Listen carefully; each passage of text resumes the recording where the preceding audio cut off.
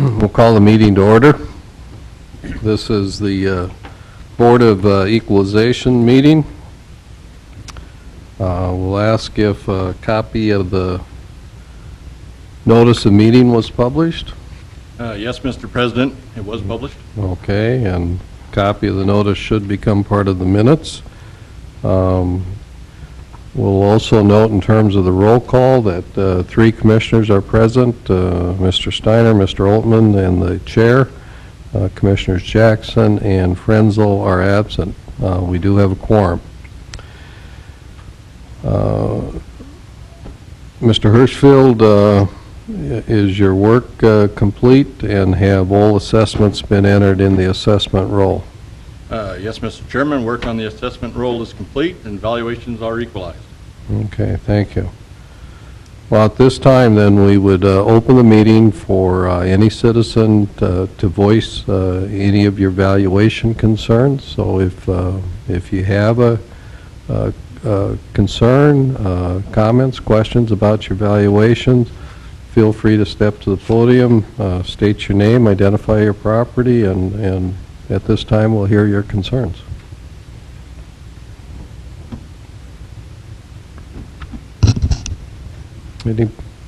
Okay, yeah. My name is Hilda Pavlish, and I live at 248th Street West. My question is, how did you determine the assessment on what percentage, or? You haven't met previously with the assessor's office, have you? No, I have not. Okay. Do you recognize the location of the property from the description, from the address? Could you repeat the address? The address is 248th Street West.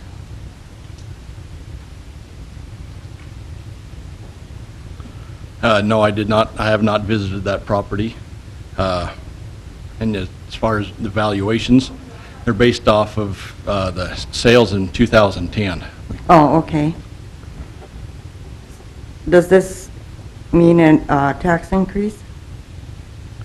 I do valuations. I can't speak as far as the taxes, so. Okay.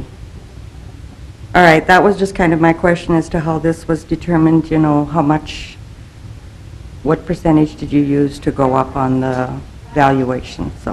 What percentage did your property go up in value? Almost 10%. Almost 10? I think over 10%. Over 10? Mm-hmm. Had to be over 10% because only letters went out to those receiving 10% increases or more. Is that correct? That is correct, yes. Yeah. So it was over 10%? If you received a letter. Yeah, I did. Okay. All right. That's what I needed to know. Thank you. Mr. Hirschfield, maybe you can just explain in general what can cause property values to increase. What information do you look at that, say, would lead you to increase a property 6% or 10 or 12%? Okay. We are mandated by the state to keep our property values, the true and full value, within 95 to 100% of what the actual sales are. So when we look at the sales in a neighborhood over the previous year, 2010, we have a list of sales that they present us with, and with those sales we then decide you know, what certain property characteristics are worth in this market, as well as what the overall value is. Those characteristics are then reapplied back to each individual property through our software, and that value is then kicked out, and we need to keep that within 95 to 100% of what the actual sales within the neighborhood are. Some neighborhoods increased at a much larger rapid pace than what others do, as much as maybe 12% in some areas compared to maybe 2 to 4% in other areas. And if, you know, a certain neighborhood saw a 10% or larger increase, then we just send a notice out to those homeowners. Okay. And we send out about 3,000 letters, is that? Just short of 3,100. Okay. And just because it goes up 10% as far as valuation doesn't necessarily translate to a 10% increase in taxes. That's correct. It'll be up to the taxing authorities in the Dickinson area. I guess there's 4 of those, and whenever they set their budgets, then the mill will be set, and that'll determine what the taxes are on the property. So, yeah, as Mr. Hirschfeld said, there's 4 taxing entities. The smallest one is Parks and Rec. Then there's the city, the county, and the school district. And we each do things a little differently. For example, the city doesn't levy mills. The city determines how much money it needs in property taxes. For example, if we need $3 million for a general fund, we would tell the county it's $3 million, and the county would figure out how many mills that is. The school district, on the other hand, for their general fund, and I might get the number wrong, but I think it's 115 mills now. They levy mills, which means for the school district part, if your home went up 10%, your school taxes will go up 10%. And in years past, they've been about half of the tax bill. Now, they're less than that because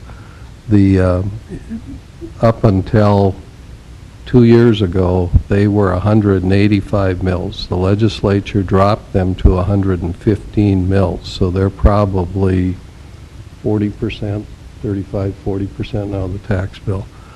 But they levy mills. The county does kind of a mixture. They levy some dollars, but they also levy some mills. So if it was all strictly a mill levy, whatever your valuation went up, your taxes would go up. But since the city's a good 25-30% of your taxes, and we levy tax dollars, just because you go up 10% doesn't mean your city, the taxes from the city of Dickinson itself will go up 10.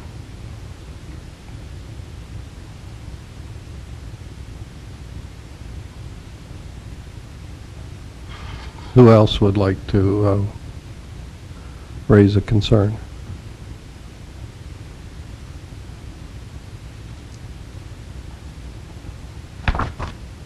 Or even if you just have a question, because once we go past the public comment period, then, you know, we're just going to conduct the business of the meeting, and that won't take us very long. So, I mean, if you have a concern about a property or properties, now's the time.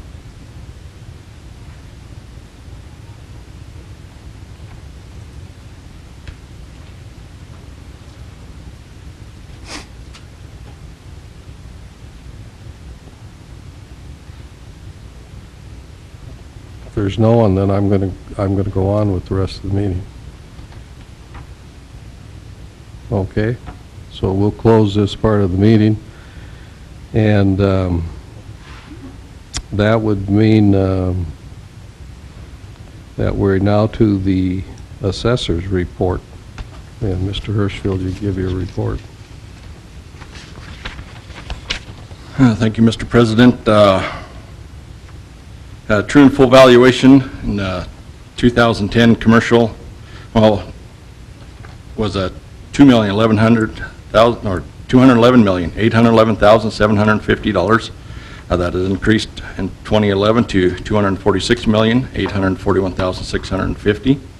Residential in 2010 was $696,216,000 and has increased to $775,593,900. So the totals in 2010, $908,027,750 has increased in 2011 to $1,022,435,550, and that does include, excuse me, the North Annexation. In new construction, there was very little change in the commercial. In 2010, new construction totals was $24,359,250, and in 2011, that new construction totals is $32,148,400, and as I mentioned, most of that increase is in the residential area. Median ratios for 2011, commercial was 91.8%, residential 89.4%. It means on average our median taxed values was 10% below what actual sale prices were. And after our adjustments were made, we have adjusted commercials to 98.8% of value and residential to 97.0%.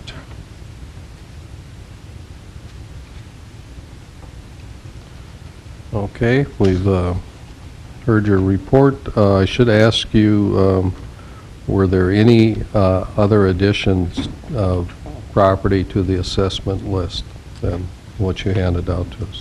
No, sir. No further additions. Okay. So you've heard the assessor's report. Do you have any questions or comments for him?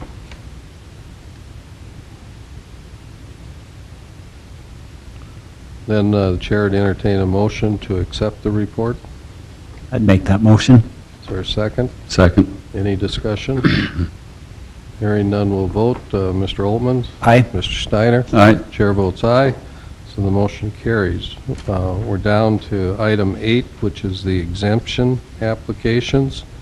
And here there are 4 general classifications, one for Renaissance zones, one for 2-year residentials, one for builders exemptions, and then all other real estate exemptions. And it takes separate motions to deal with those. So listed with your information, for example, the first one for 2011 Renaissance zone exemptions, there's only one. That had to do with Carolyn Truebright White. We heard her request 2 or 3 months ago. Mr. Hirschfield, is there anything that you want to say about the Renaissance zone exemptions? Not at this time, Mr. President. I don't have anything to add. Well, the motion, if you're so inclined, would be to approve the Renaissance zone exemptions. So moved, Mr. President. Seconded. There's a second. Any discussion? Hearing none, we'll vote. Mr. Steiner? Aye. Mr. Oltmans? Aye. Chair votes aye, and the motion carries. The next category are the 2-year residential exemptions, and well, looks like we have 3 pages worth of those. And is there anything you'd like to comment on there?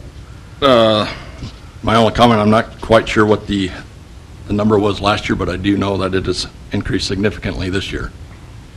And by my count, we had right at 100 on this list. Right at about 100? Okay. Well, of course, housing construction is up significantly over prior years. Again, if you're inclined here, the motion would be to approve the 2-year residential remodeling exemptions.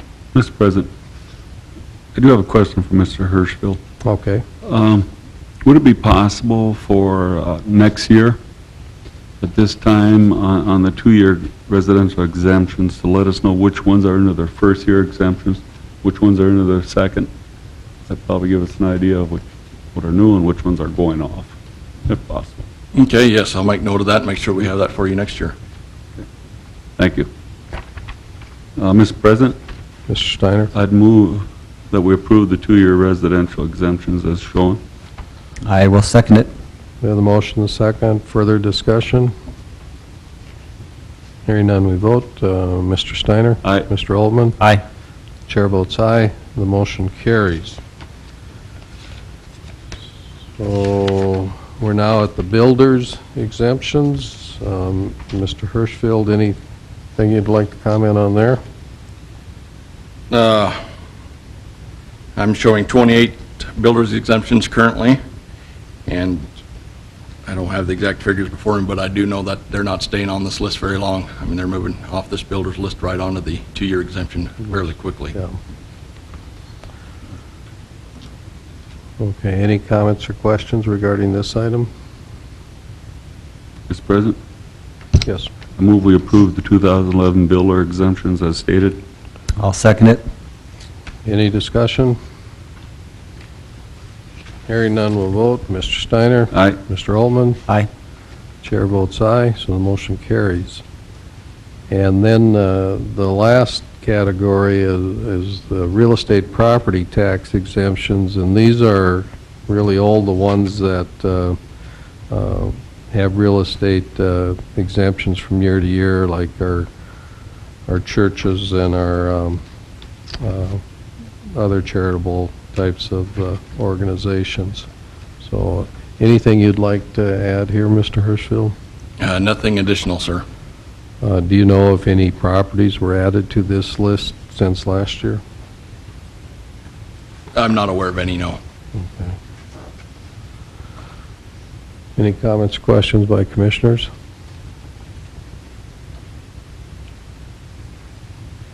Not, is there a motion to approve these? I'd make the motion to approve the real estate exemptions. Is there a second? Second. We have the motion and the second. Any other discussion? Hearing none, we'll vote. Mr. Altman? Aye. Mr. Steiner? Aye. Chair votes aye. The motion carries. Were there any tax abatements filed? No tax abatements that I'm aware of. Okay.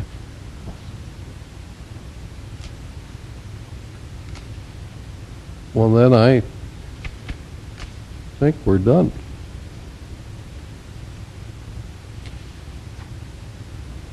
Did I miss something, Rita? I think Joe wants to add some additional information. You have some additional information? Okay. I guess I had included those graphs in those packets. I would entertain questions on those if Did you you want have to them. take us through those? And unfortunately, I did not bring mine with me.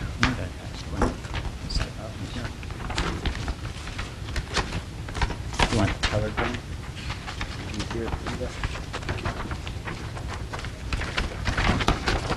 Just for some additional data for you, Mr. President, Commissioners, I thought I would pull some information on a couple of the more popular style of homes in the Dickinson area. And I broke that out on homes built around 1950, 1960 up through 2000, and then on the more recent construction of 2000 and newer.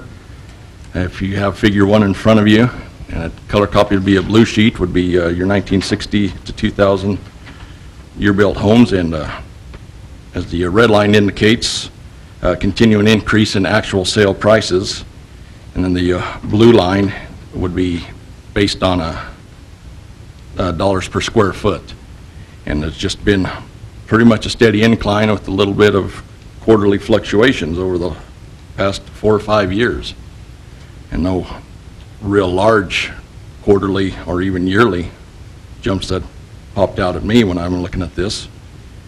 And I found it pretty interesting if you look at your 2011 total of $88, and then if you turn the page, and that'd be $88 on a per square foot basis, and turn that page over to the new construction,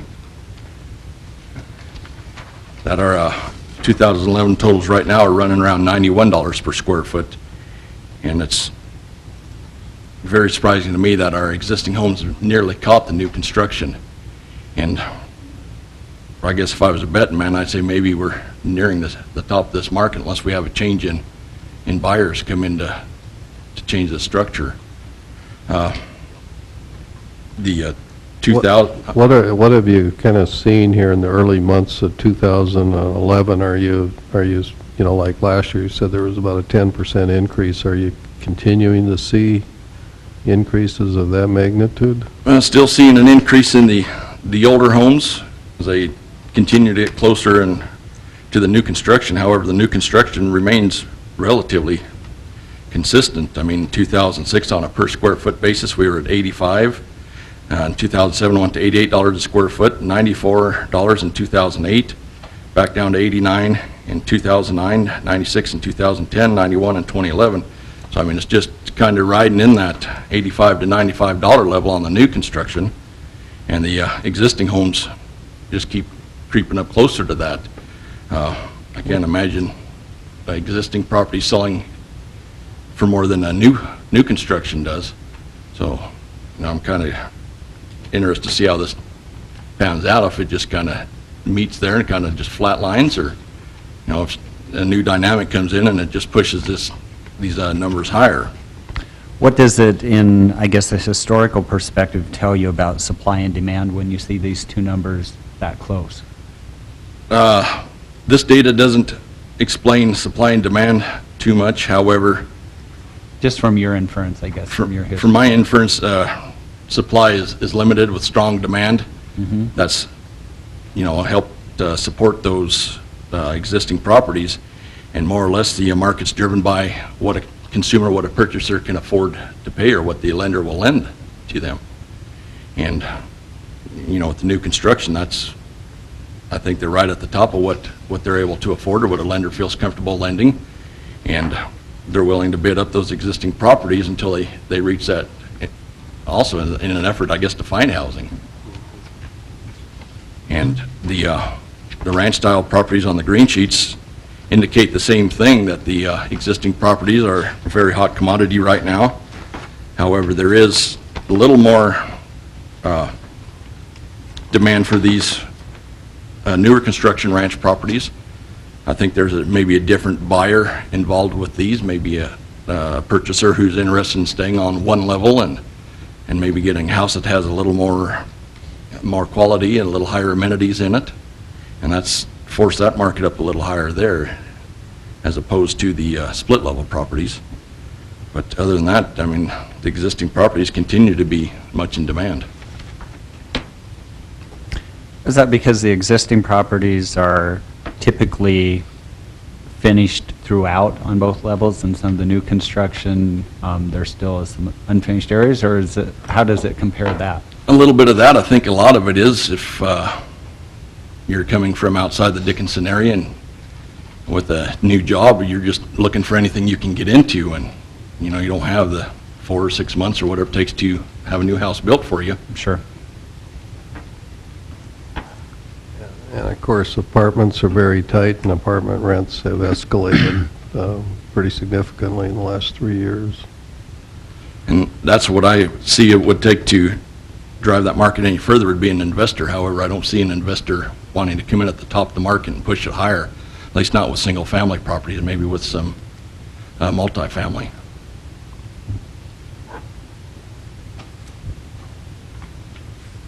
Assessor President. Hirschfeld, I have I'm sorry. Go ahead.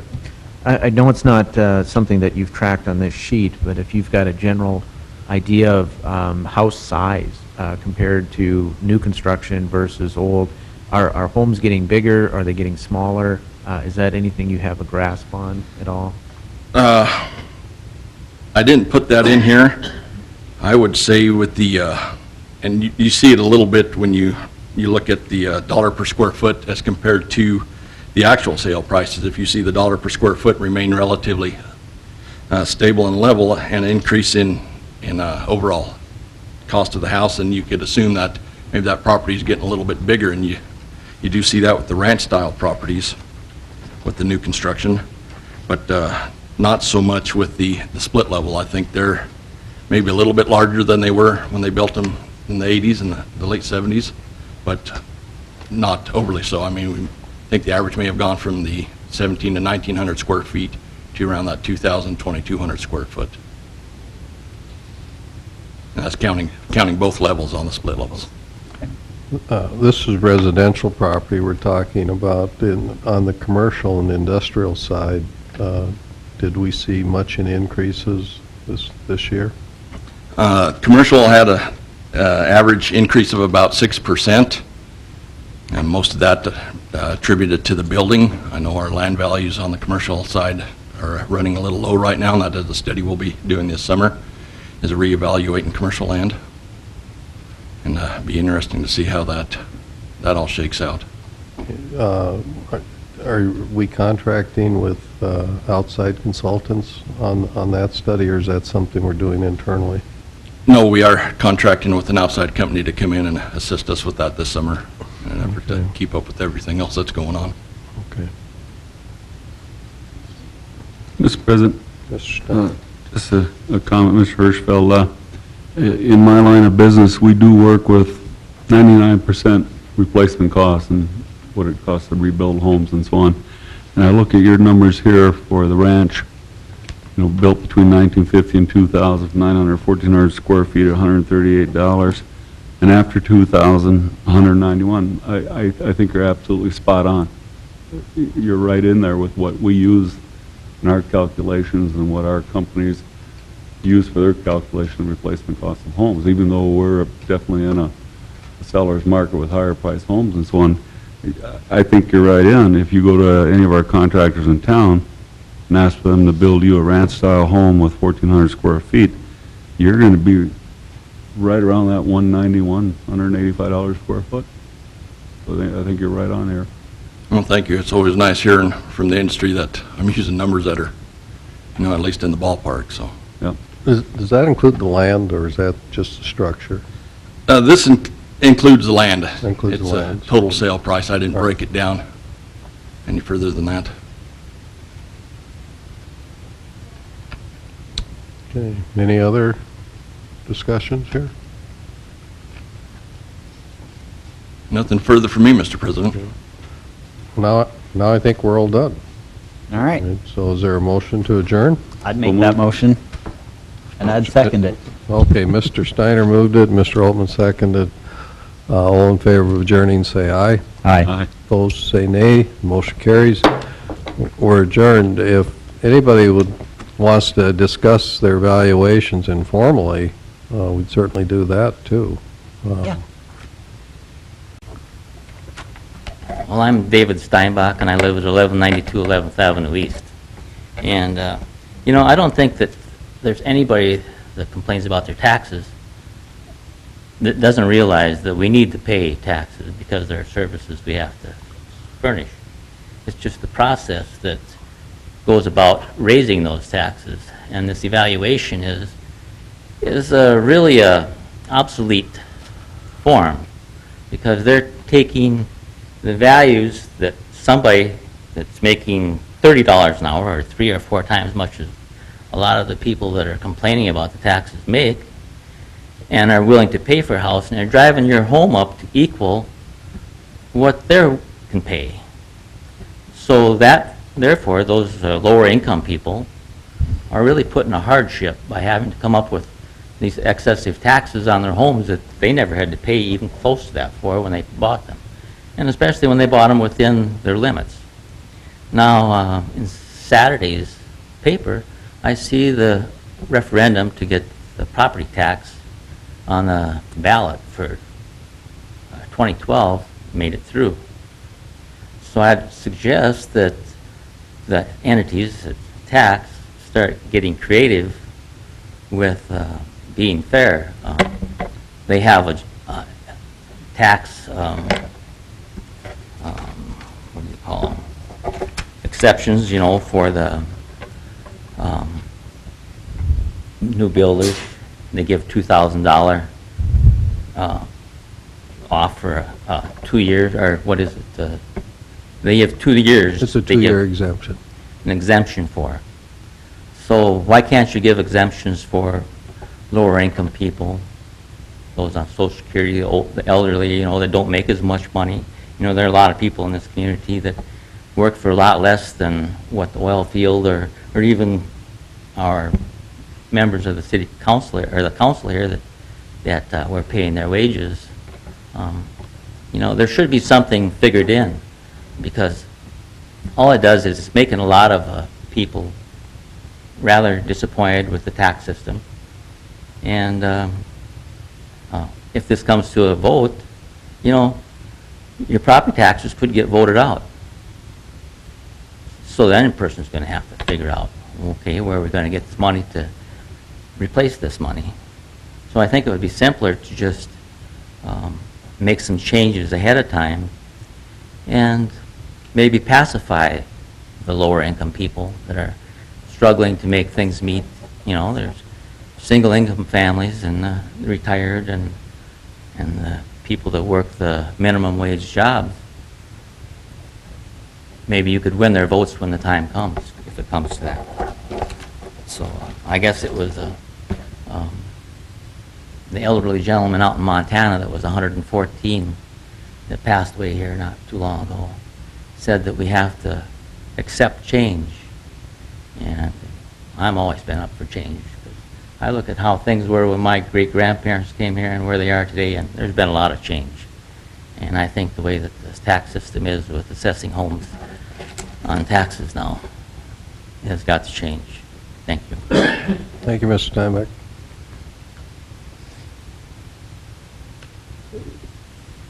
You know, for the city, in our general fund, and I don't remember the numbers right to the dollar, but I think in 2011, our general fund expenditures are right around $9 million, I think, in total.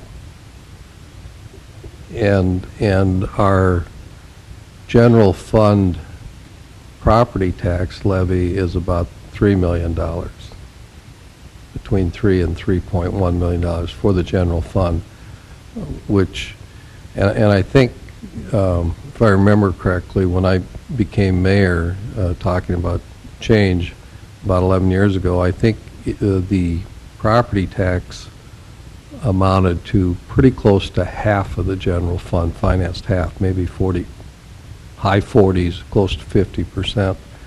The city has already had to find other sources of monies for the general fund. Now we get a little more from the state because of some oil impact than what we used to get.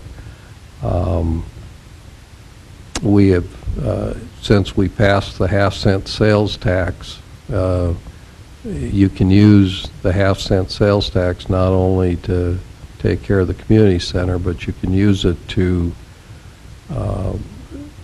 reduce property taxes. And again, I don't have the budgets in front of me, but I think in 2011 we're up to transferring about $700,000 out of the half-cent sales tax into the general fund, where, 11 years ago that tax didn't exist. So, if you think about it, if we didn't have that half-cent sales tax there and we funded everything we're funding today, our city portion of our property taxes could be 20-25% higher.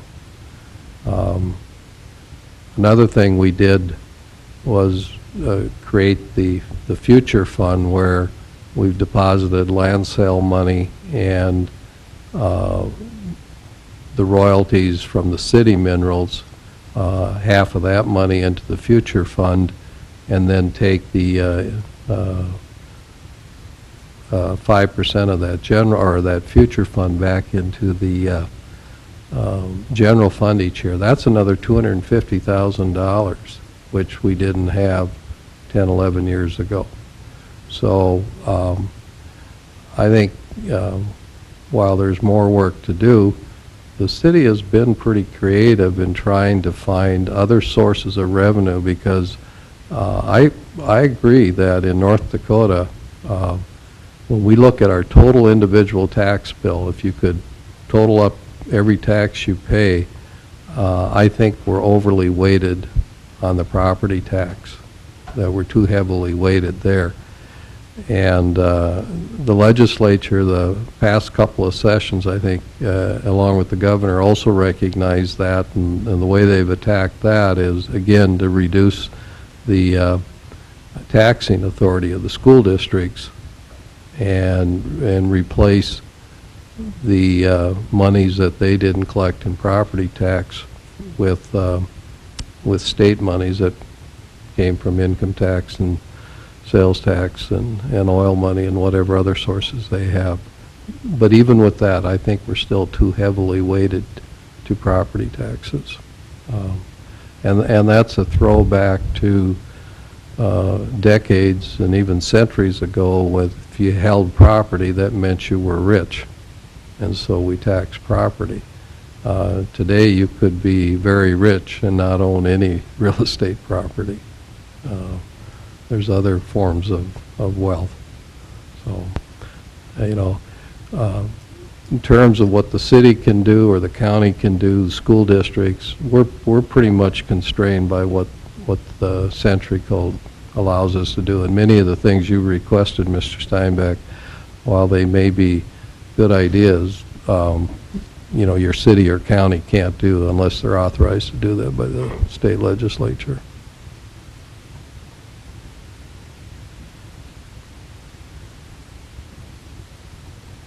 So, well, thank you for attending, and again, if there's things you'd like to talk to us about, I know I'll hang around here for a little while, and I'll ask the city staff to stay a few more minutes if you're more comfortable just speaking one-on-one with us. So, with that, the meeting is adjourned.